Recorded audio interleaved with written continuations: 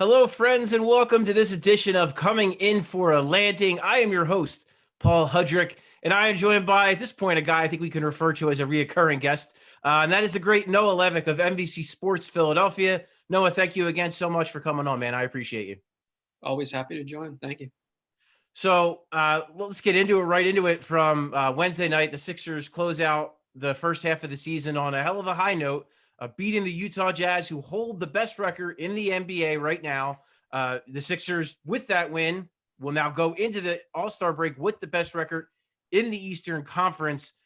But I think where we got to start, Noah, is Joel Embiid, because it's getting to a point, and I just wrote this for 97.3, 97.3ESPN.com. You can check it out, is we're just running out of words to describe this guy, because last night he puts up 40 and 19 against the guy in Rudy Gobert, did a lot of that damage against Gobert, who was a two-time defensive player of the year.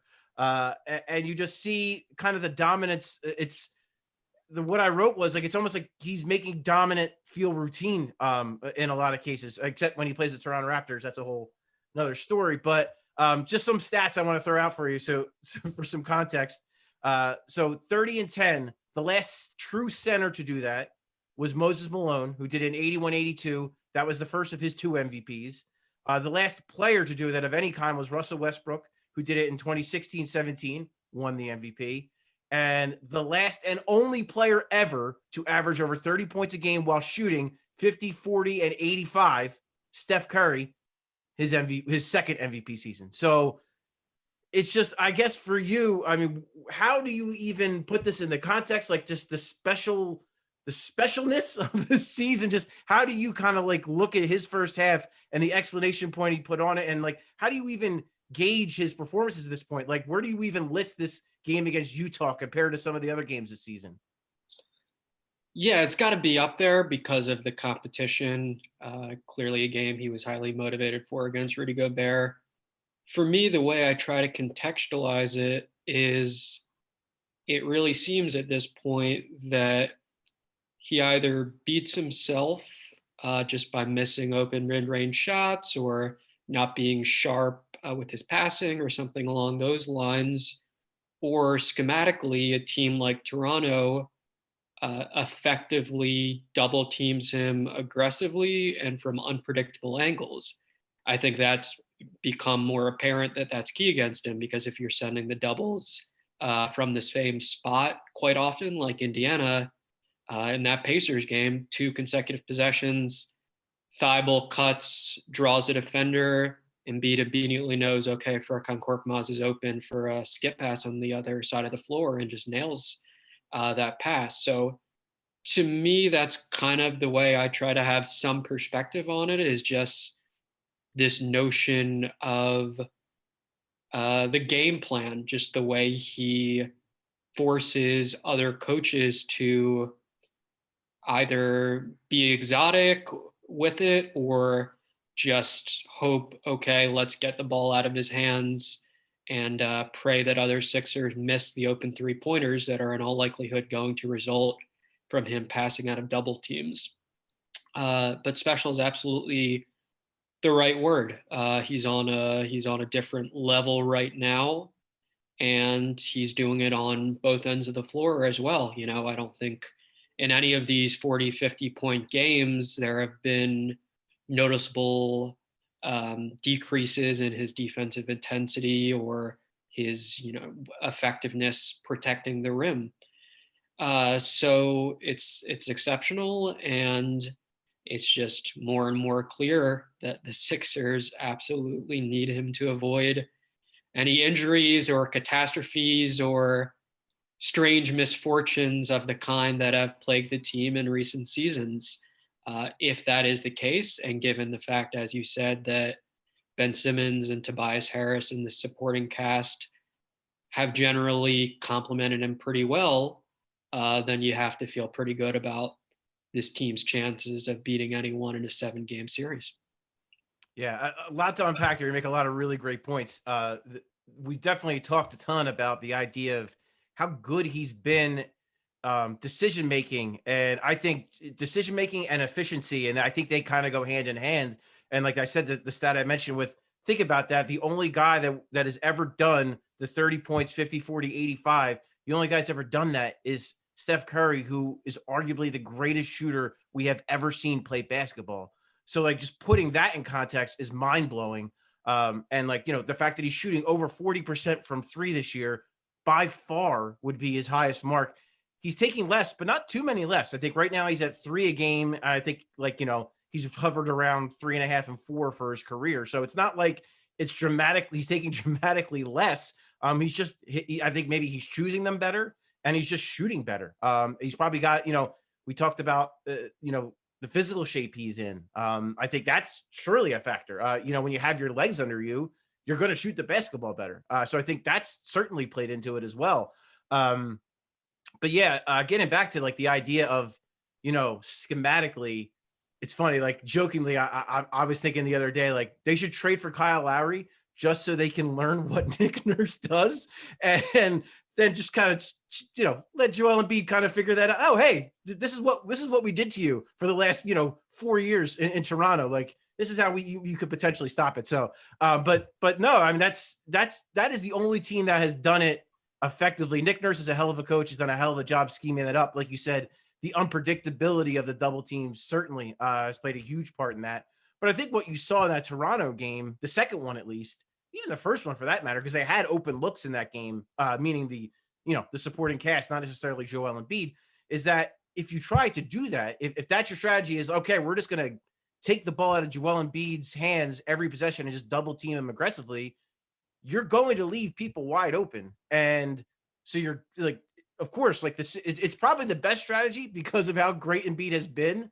But at the same time, I don't know if it's necessarily a winning one over a 7-game postseason, best of 7 series, because eventually it's going to come back to bite you. Seth Curry is going to not like the chances of him shooting poorly for an entire 7-game series, and Danny Green and Tobias Harris and Shake Milton, the chances of all those guys shooting a low percentage for an entire series is probably pretty low.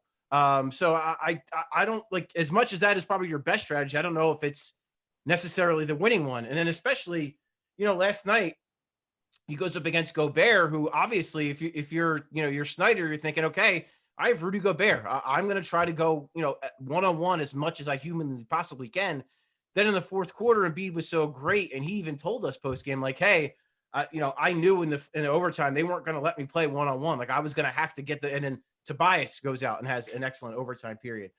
But, putting that all in perspective, it's a great win. You can't take anything away from them. They've had a bunch of these kind of wins where it's been a game. The way Doc Rivers phrased it, I think it's correct, is they kind of stole it. They really were never ahead, never really had a lead very much in the game. They took one in the fourth quarter a little bit of a seesaw, but Utah kind of seemed like every time Utah would hit a big three or something like that. But they steal the win. It's a character win, I think, and I think they've had a few of those. But at the same time, I think you have to be concerned with that 3-point disparity. They overcame it last night. They did not overcome it last time in Utah. And I guess I'm not listen, Utah shot like as good of a 3-point shooting team as they are. They were above that for most of the game. They shot at a ridiculous clip. But do you think overall, long-term, the 3-point disparity that they've experienced in some of these games, is that going to be an issue, do you think, in the second half and then potentially in a playoff series and as they try to go to the NBA finals? I think if it stays this extreme, yes. I mean, they were outscored by 39 points from behind the arc last night, and they are currently 28th in 3-point frequency, 3rd in mid-range frequency, and I don't think they need to dramatically improve those numbers necessarily. I mean, Doc Rivers made the point pregame that it's all about shot quality, not necessarily shot location. That said, and I think that's fair in the sense that Joel Embiid is having a Kevin Durant with the Warriors type of mid-range season. So of course a mid-range shot is a better one for him than a contested three, although of course he nails a very tightly contested three to tie the game. But look, I mean, you don't want to be too dependent on the 3-point shot the way one might argue that some of Daryl Morey's Rockets teams were, missing 27 straight threes in a game 7 and all of The that. irony of that is hilarious, by the way, Yeah, that that, all the narratives that we all had at Daryl Morey about shooting threes, not having a big man, and just kind of turning all those on their face. But yeah, continue. yeah. And I think also it's fair to say that a big element of the shooting the Sixers added is not necessarily actual raw volume of 3-point attempts. It's the spacing, it's the respect they draw, it's the fact that theoretically you will pay if you double team Joel Embiid in an unwise fashion, etc. But boy, yeah, 28th in 3-point frequency. Hard to imagine that being a great recipe for playoff success. For me, a lot of it for them, I'm sure they're hoping just comes down to more transition threes. So Doc Rivers has been, quite successful at increasing the team's pace, and Ben Simmons has been tremendous in transition, like more so even than in previous years. He's doing, awesome work off of steals. But I think in transition, firstly, they'll just be hoping that guys like Curry and Green just fire away at a higher rate, uh, and also that there are more opportunities to do so by forcing more turnovers. But then you can't help but wonder, are external reinforcements needed? And knowing Daryl Morey's history, I would think obviously he'd be open to that idea, especially when you think about this offseason when Joel Embiid admitted that he told the front office he wanted more shooting, and they granted his wish with the Curry and Green acquisitions. And halfway through the season, though they are first in the Eastern Conference, doesn't seem at all controversial to say that they could sure use even more shooting. So who knows what form that will take? I think it doesn't necessarily have to be just this guy is a pure shooter. It could be a point guard who's great at setting up guys for open 3-point shots. Currently, Ben Simmons has a huge burden there in the sense that uh, the Sixers don't have players who create their own threes, and they also don't have players who drive and kick at all similar to Simmons or at the level Simmons does. So it could be a point guard, could be a wing, ideally a wing who's also a capable defender, could be a stretch 4, stretch 5 like a Nemanja Bjelica. There are obviously a variety of options there, but at a minimum, you would sure think Daryl Morey will be closely considering all of those options as they pertain to guys who do not mind shooting the ball. Yeah, definitely glad you brought up reinforcements because that's certainly where I want to go next. And when you're talking, it raises an interesting point in my brain, and it's something that I've kind of wrestled with. And listen, there are guys who can do both, but if you had to prioritize, is it better to get the guy who can create and to your point, either get to the rim, get his own shot, or drive and dish to others, or is it better to get a guy who is willing and then able to fire and make threes? Because the volume, as you mentioned, the volume. So do they just need maybe a guy like I don't just for an example, like a guy like JJ Redick, who's going to put up volume, who's going to put up a lot of threes. Like what do you think is? And again, it might not be an either or. Maybe Daryl Morey can get both, or maybe he can get a player that can do both. But what do you kind of think would be the priority there? Getting a guy who can create it, or getting a guy who can just make it? Uh, Take firstly, like a guy who was going, as you say, put a lot up. I think uh, a lot of it obviously depends on what the Sixers would have to give up. I think I might lean a little more toward the take and make category, in part because I think Shake Milton, while he's young and only has a real series of legit playoff experience, he looks like someone who can capably help the Sixers stay close or in a game or, whatever, in non-Ben Simmons minutes. And I think Simmons, it's already been proven, as we said, that he is so excellent at driving and kicking. And, the Sixers are making threes somewhere around, 40% off of his passes, and, a very impressive stat there.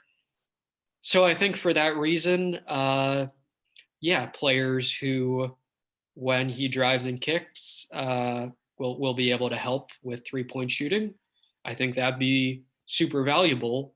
I think also important that those players are not high turnover guys. Someone I know we've said with JJ Redick who knows his limitations.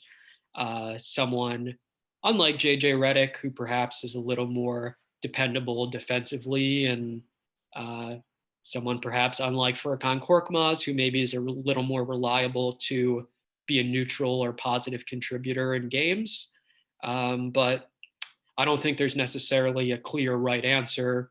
And obviously, it's all kind of case by case basis. I'm glad you brought up Shake Milton because I tend to agree. Like that's when I was on the Sports Bash on 97.3 with Mike Gill, and he kind of asked me like, do I think that Shake Milton can kind of be that guy? Do I think he can be, whatever the sixth man, however you want to frame that or look at that?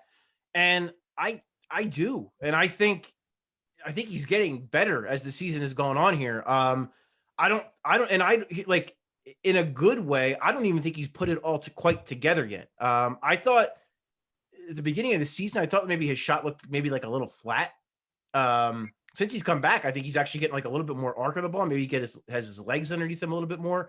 He came back from the ankle injury and he was rusty for the first couple of games, but the last couple he's been really good. And to your point, I think he's been. And Doc Rivers talked about this as well. He said that was it the Dallas game where he said that was his best point guard game, referring to Shake Milton. So I think there's something there with him that I think you can. There is still a second half of this season. And I think there is more that you can get out of him where I might tend to agree with you, where I think if you just get a guy who can more consistently find his shot and then not be a negative defensively, I think there is that's the kind of player that you might be looking at. Now what I want to do is, because this is always fun, I'm just going to throw out guys or trades or whatever, and we're going to debate whether or not we think it makes sense, whether, what we like, what we don't like. So I'm going to start with the hottest one that everyone's been talking about, and that's Kyle Lowry. ESPN just put out, 5 trades they want to see. Tim Bontemps had the Sixers getting Kyle Lowry, giving up a pretty good amount to get him. First rounder, I think next year. Then another first rounder that would be lottery protected would convey to 2 seconds. Another second round pick that would go to Cleveland in a 3-way deal, and then Tyrese Maxey. And then, of course, Mike Scott, Terrence Ferguson, I believe, were the 2, and Danny Green to make the salaries match would all have to go. It's a lot. There's no question about it. But at the same time, you're getting a pretty damn good player. So for you, I guess we'll start with that. With that deal specifically, 1, do you think that valuation seems about right? And 2, if you were presented with your Darren Moore and you're presented with that, do you pull the trigger? I think the valuation seems about right. It's a tough one. I probably lean against it. I mean, it seems a bit much for the Sixers. And of course, another factor to consider here is whatever intel they might be able to gather about whether Kyle Lowry would want to stick here behind this year. Obviously a Philly kid, and maybe that would play in the Sixers' favor, in addition to the fact that they would seem well positioned to contend, years down the road.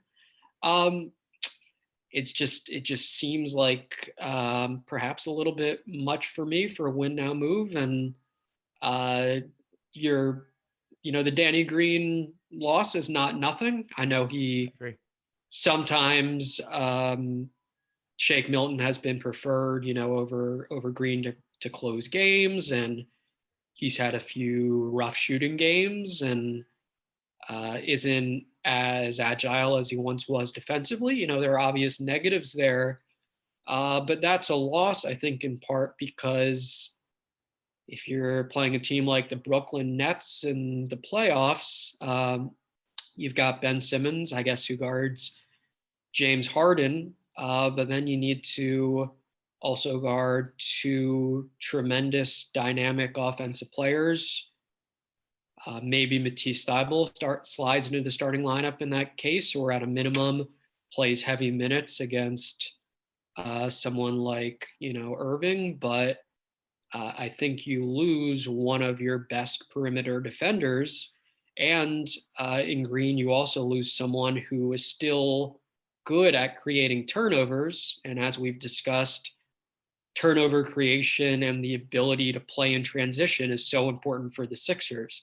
Like, this has been a below average half court offense team, and they're winning a lot of these games because they're playing fast whenever they can, and they're taking advantage, when they have the opportunities to do so, scoring at a decent clip. Um, Tyrese Maxey, yeah, that's a tough one too. I mean, he's 20 years old. We've seen flashes that are really promising. We've also seen a lot of what you'd expect from a 20-year-old kid who played one season of college basketball and is barely getting to practice because this year's happening during a pandemic. I think as far as the picks, that wouldn't dissuade me in a meaningful way. I think that's fair to expect that you'd have to part with first rounder, a couple of second rounders, etc. But yeah, that's a tough one, and I'd probably lean against it. But I'm sure there are great arguments for a trade, that is along those lines as well. Before I tell you what I think about specifically about the trade, I want to a couple well, first of all, I think Danny Green, you raise great points there. And I think back to our, the point about spacing, not to say Danny Green has this like tremendous gravity, but he knows where to be on the floor. And I don't think that's a small thing, especially when you have a Joel Embiid and a Ben Simmons. He understands floor spacing. He understands playing with star players and elite talent, playing with post players. He has done all of that. So he knows how to do it. And that's not a small thing. Like, I think that's one thing with Matisse Thybulle that he needs to be better at. And I think that's like, if there's one thing I would like for Matisse Thybulle to learn from Danny Green, it is that just, you're not going to beat people off the dribble. You're not out there for your offense.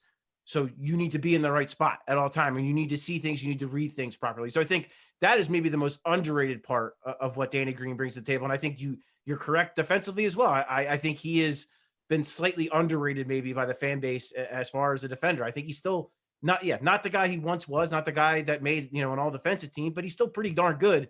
He still has really quick hands and still does create turnovers, to your point. So I will say that I do agree that it's not nothing to give up Danny Green. But my follow-up question for you would be, what would be the cutoff? So like, if it's that package, but it's not Tyrese Maxey, what if it's just the draft picks and the players, but Maxey stays? Then what do you think?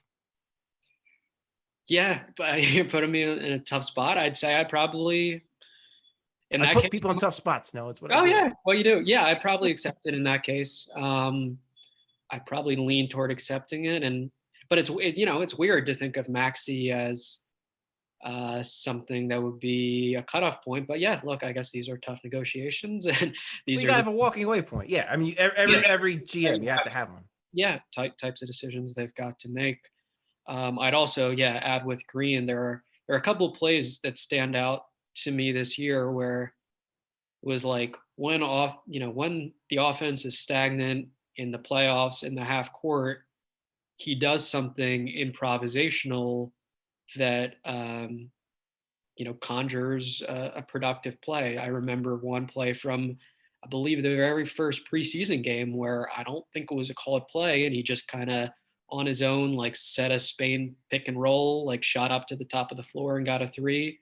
Then there was one regular season play where Simmons and Embiid were running a snug pick and roll, and the defense's entire attention was on those two.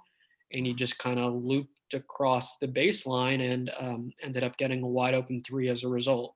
Not to say he's the best cutter in the world or he's a huge positive offensively, but absolutely provides some important intangible qualities and would be a loss. So anyway, yeah, I would probably take it if Tyrese Maxey was not included. I mean, we haven't addressed too much specifically why Kyle Lowry would be attractive. So obviously, he would address some of those weaknesses we talked about with the second unit, with shot creation, with facilitation. He's a leader. He's a winner. He's tough. You know, all those cliches about Philly toughness, I mean, are embodied and accurate with him. So yeah, he's though he's getting up there in years, he doesn't seem too diminished as far as his impact on the game, and especially if the Sixers believe they have a great chance to, or they have a good chance rather, to win a championship this year. He, you know, has a decent shot at increasing those odds a little bit further. So let me tell you why.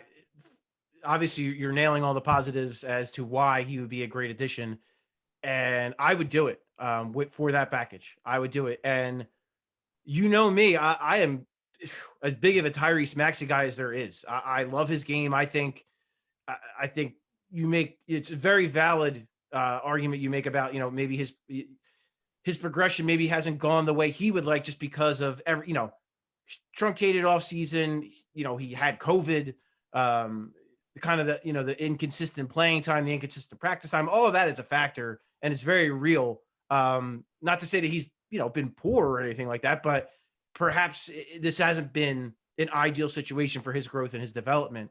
And I think he's going to be a hell of a player. I do. I think he has the potential to be a starting caliber combo guard in this league at some point. Not right now, obviously, because he is 20 years old and he is a rookie, but I do think he has that kind of potential. And I would hate to see that kind of player go to a team in Toronto that has given the Sixers fits over the years. To see him go there, yeah, I agree. Doesn't feel great. You know, it doesn't seem like it would be ideal, but at the same time, I kind of look at it like this. Is it an all-in move? Yes, 100%. You're all in, you're trying to win a championship. At the same time, what's the worst case? The worst case scenario is you pull the trigger on that deal, you get Kyle Lowry, you fall short, you don't win a championship. Next season, Kyle Lowry doesn't re-sign.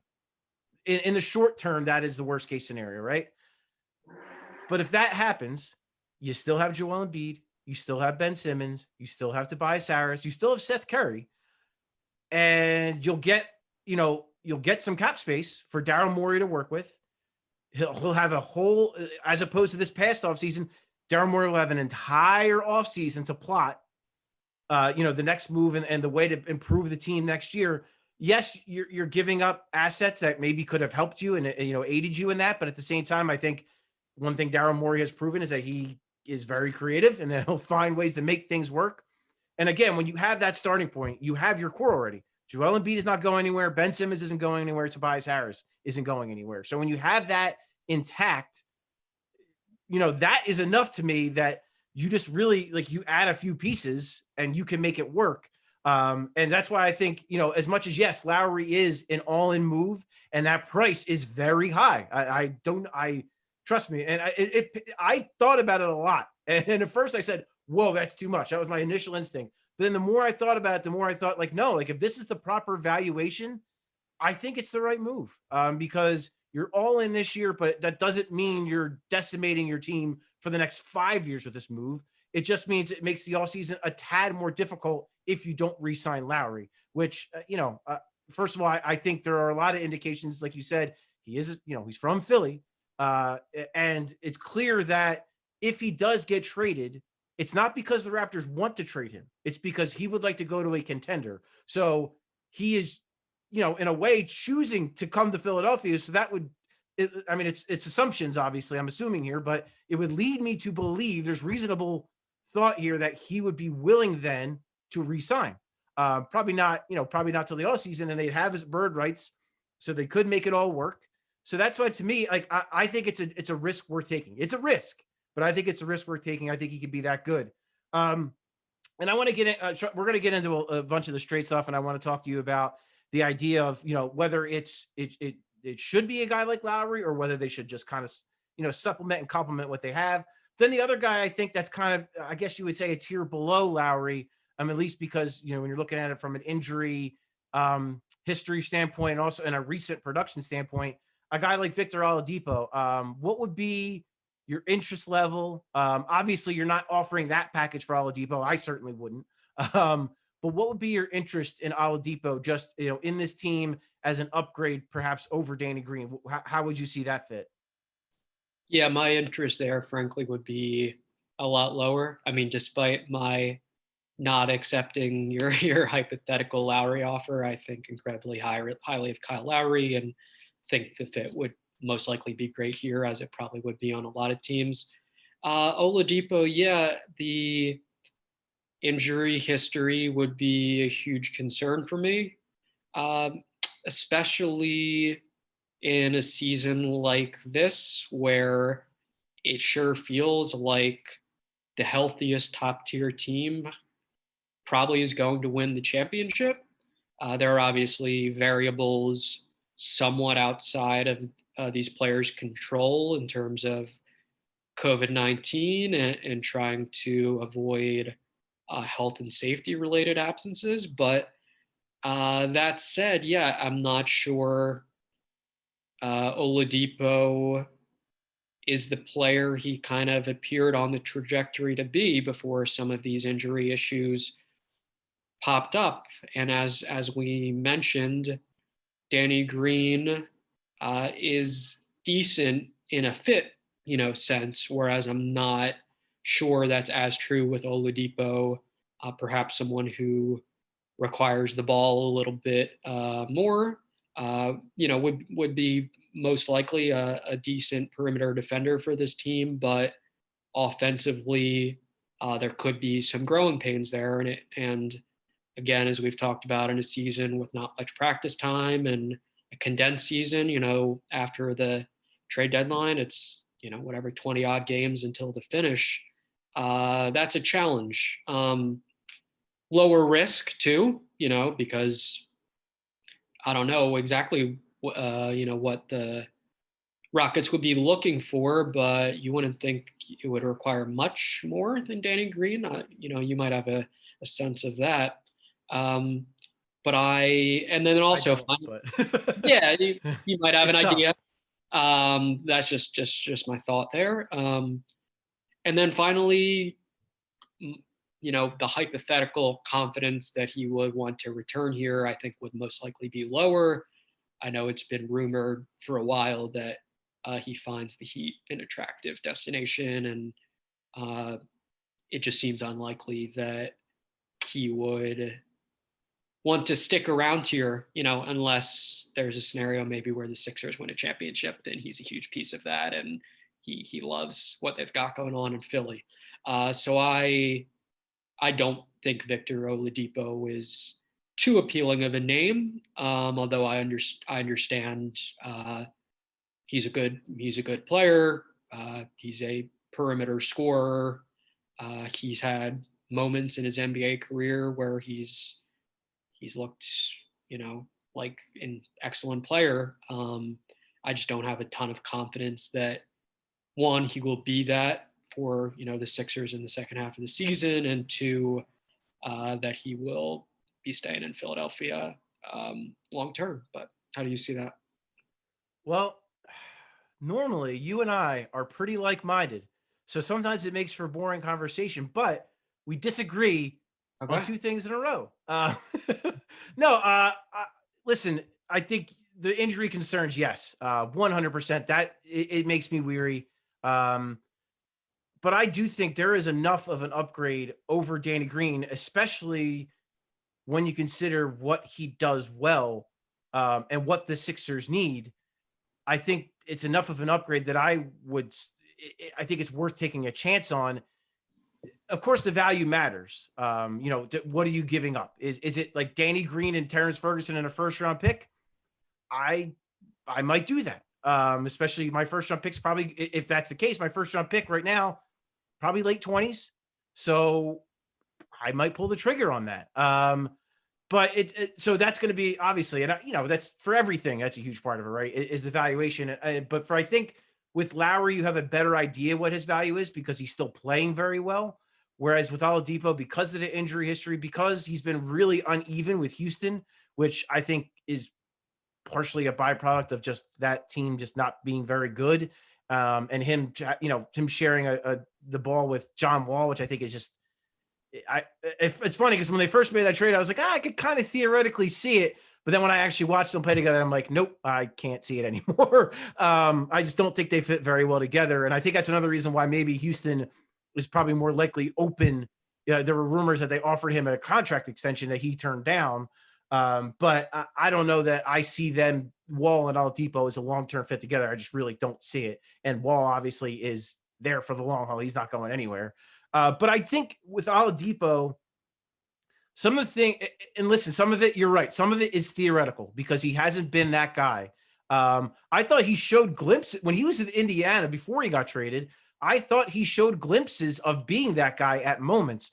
The thing that I think the two biggest things that excite me the most offensively, because I think defensively, you might actually be upgrading slightly over Danny Green. Just my personal opinion, because I just think, as much as he's got the leg issues, I think he's still at this point of their careers. I think Oladipo moves a little bit better than Danny Green. And he's also got those really quick hands, gets his hands on a lot of balls and turns guys over.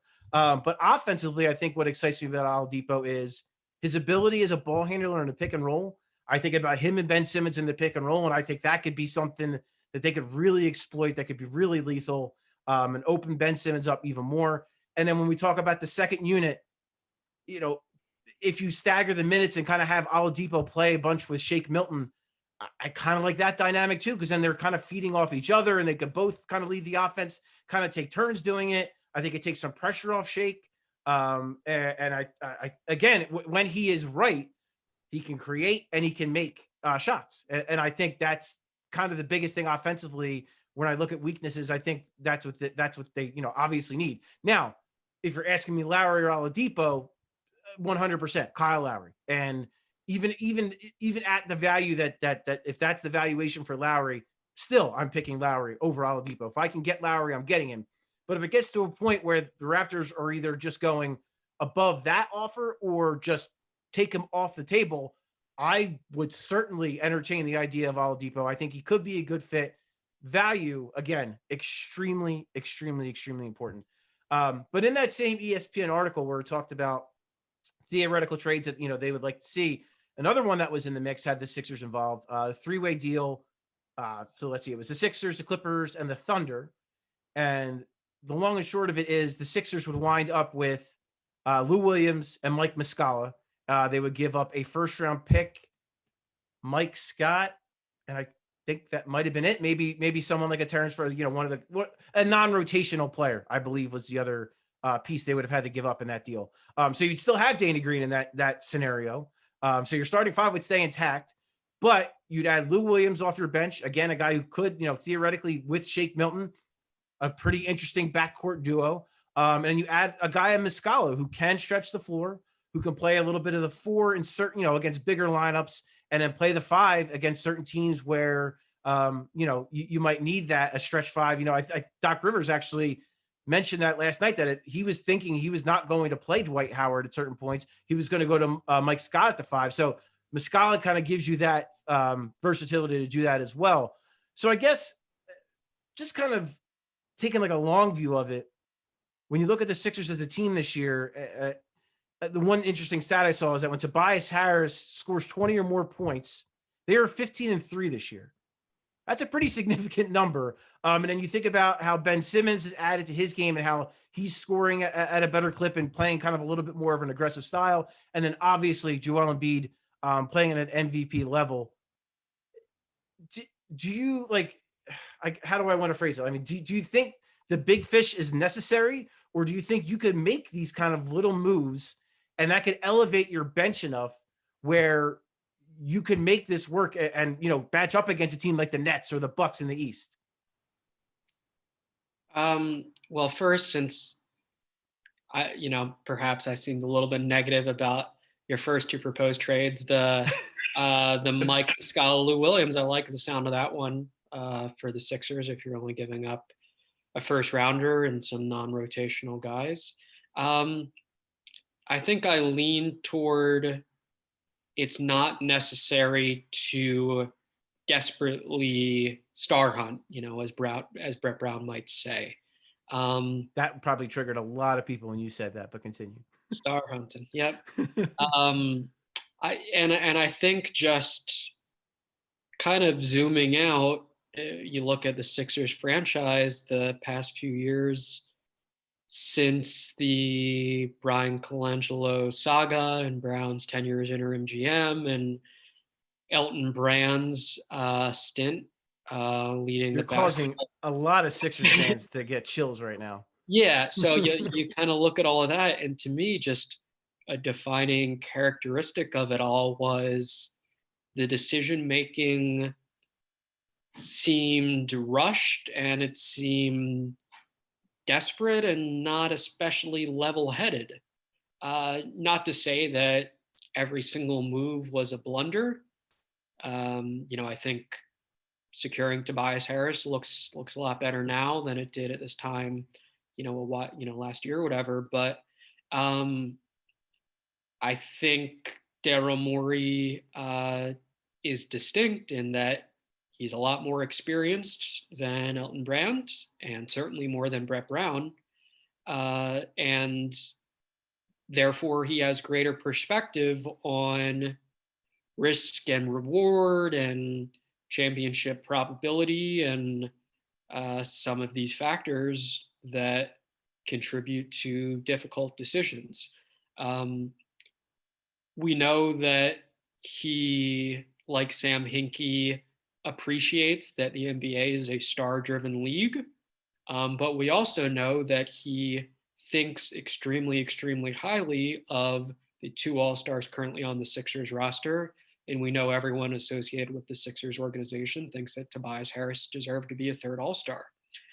So sure, I guess 4 stars or 4, elite caliber players or however you want to frame it is better than 3. But I also think that Daryl Morey, won't be blindly chasing stars for the sake of chasing stars. It's all about winning playoff series and what increases their chances of doing that.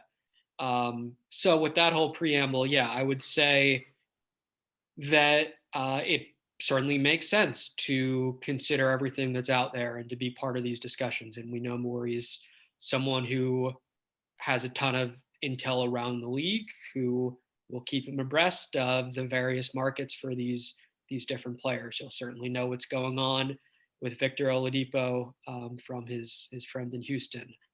He will know certainly. I'm not sure they're all his friends, but yeah. Yeah, some former coworkers in Houston. He'll know what's going on with Kyle Lowry. He'll be one of the first that's aware if another star were to somehow break free, like some of the ones we've talked about before, such as a Bradley Beal or a Zach LaVine, although that looks unlikely on both those names right now. So I think absolutely makes sense to know what's out there, to let it be known that you'd be interested at a certain price, to play the game, to have a few balls that you're juggling. But I think that the bench is a glaring weakness with the Sixers' current roster.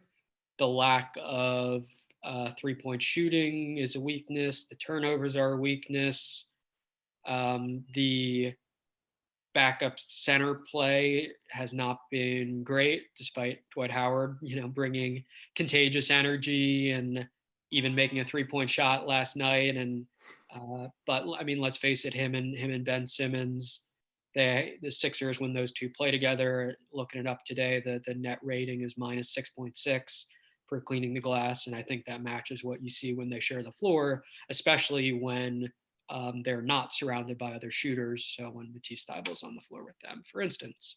Um, so all that said, I think helpful bench players most likely should be a priority. And perhaps a good way to think about it is, okay, for a star, um, the Sixers maybe shouldn't be willing to pay $1.30 on the dollar, but maybe for a bench player who could make a real difference, there should be a little bit greater willingness to do that. Is the way I look at it. I'm conflicted. I've gone back and forth on it because when you look at the advanced numbers, the Sixers starting five has been one of the best 5-man lineups in the entire NBA, one of the best starting units. So you start right there, and it's like, well, do you really want to break that up?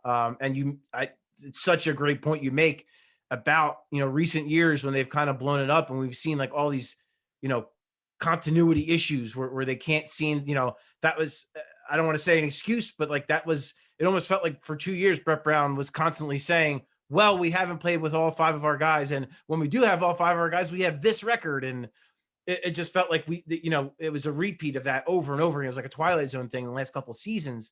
So I do think that's a fair point to bring up, the idea that the continuity. Do you really want to break that up? And yeah, the bench has been a glaring weakness. So do you just try to find a guy like a Lou Williams who can provide a lot of some things that would really help and some more consistency over a guy like a Furkan Korkmaz? He's a more consistent shooter, more consistent shot creator, and he's not a plus defensively, but again, it has better ability to stay in front of people than a Furkan Korkmaz can maybe guard a point guard, which could allow Shake maybe to play a guy off the ball.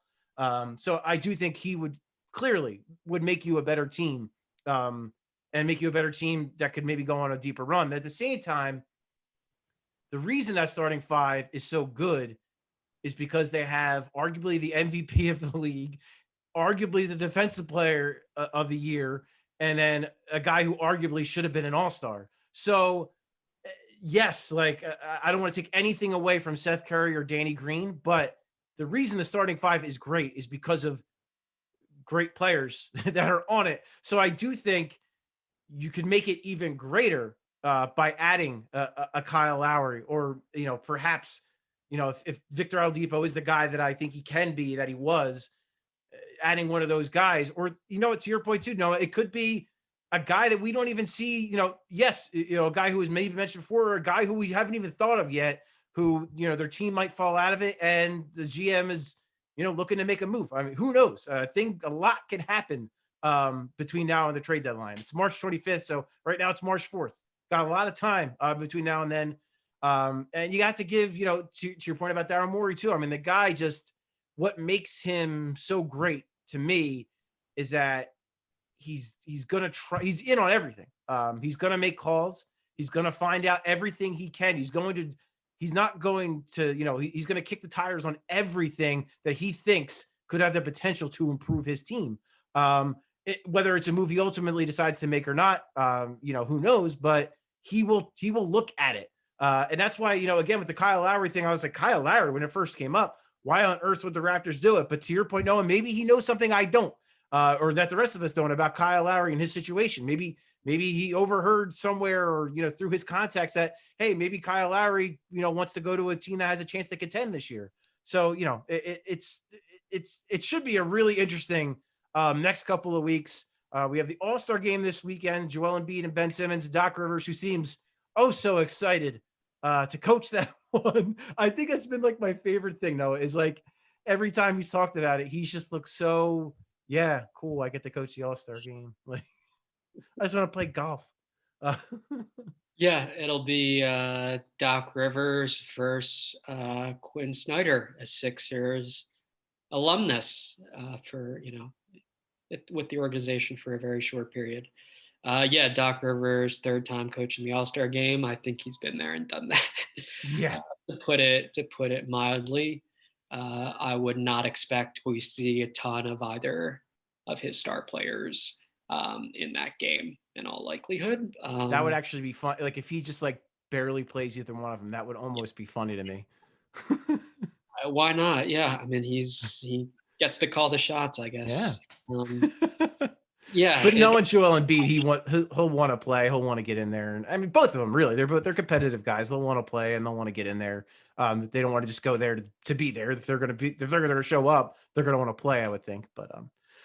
But yeah, Noah, I can't thank you enough, man, for coming on again. I really appreciate you. Any anything you want to plug? Any articles you maybe just wrote that you want to get out there for the people to go check out?